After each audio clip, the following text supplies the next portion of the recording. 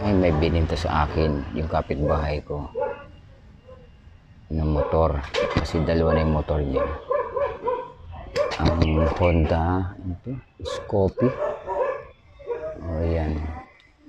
Bale, meron siya mga gas-gas. Nirepin ko na lang siya. Yan yung mga, yan, yung gas-gas to. Nirepin ko, tsaka yung sa unahan. Sa fender, sa ano niya, tapaludo, yan, nirepin ko rin yan.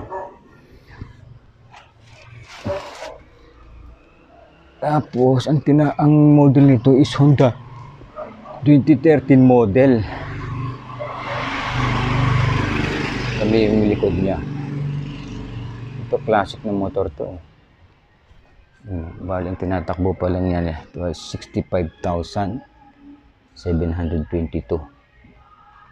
Yan, nilagyan ko siya ng cellphone holder. Tapos nung nabili ko siya is meron na siyang mini driving light. Tsaka ito, mga accessories na siya. Yan. Ito, dapat ma-retouch pa pala ito. Marami pang i-retouch dito. Yan. Kaya yung iba ni-retouch ko yan. Nilagyan ko ng sticker, Japanese.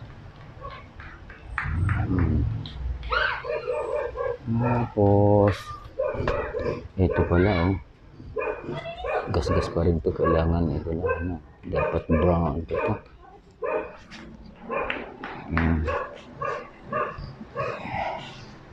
Tapos, pinalagyan nyo ito pala ng USB or charging. Ayan. Yung kulay nito is black with parang brown Maganda rin kasi tumakbo. Malakas din. Tsaka yung tambutso niya. Maganda ang tunog. Ito, gas-gas din to. I-repaint ko rin yan. So, yung mags niya, maganda rin yung kulay ng mags niya.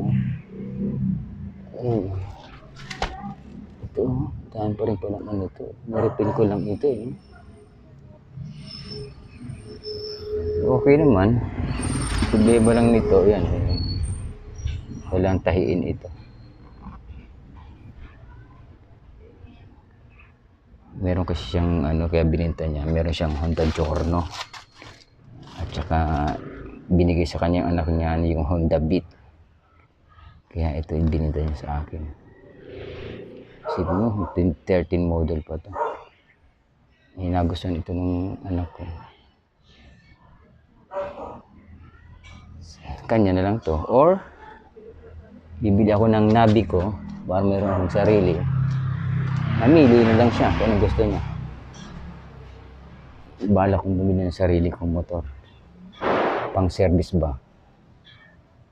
Ayan.